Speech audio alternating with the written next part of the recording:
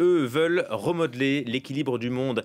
Les pays émergents se réunissent à Johannesburg. Ce sont les BRICS, le Brésil, la Russie, l'Inde et la Chine. Seul Poutine, sous le coup d'un mandat d'arrêt de la CPI, ne fera pas le déplacement. Vous êtes sur place pour France 24, Caroline Dumais. Bonjour à vous. Quels sont les grands enjeux de ce sommet? Bonjour. Écoutez, les enjeux sont doubles. D'abord, c'est l'agrandissement du groupe des BRICS et c'est aussi le développement des relations commerciales entre les BRICS et aussi à destination du continent africain. Alors, l'agrandissement du groupe des BRICS, il n'y a que 4 pays pour l'instant. Vous savez, l'Afrique du Sud n'a rejoint qu'en 2010 et il y a aujourd'hui 23 pays qui sont intéressés par rejoindre ce groupe.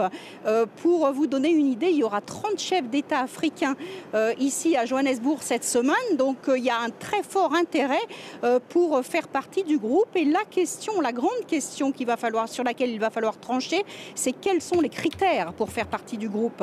L'Iran, par exemple, et l'Arabie Saoudite ont officiellement aussi demandé leur adhésion aux BRICS. Et il y a des pays comme la Chine qui veulent que le groupe soit beaucoup plus important et des pays comme l'Inde qui pensent qu'il faut quand même regarder un peu qui va entrer, qui ne va pas entrer.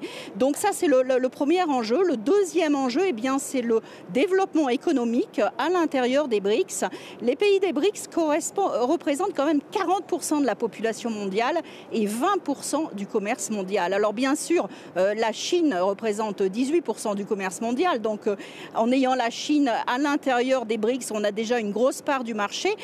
Mais il va falloir que les pays entre eux se passent des accords car les hommes d'affaires des pays des BRICS aimeraient bien avoir des clauses de préférence. Par exemple, des clauses de préférence à l'exportation des produits agricoles ou industriels. Donc voilà, beaucoup de choses dont on va parler ces 3 prochains jours à Johannesburg.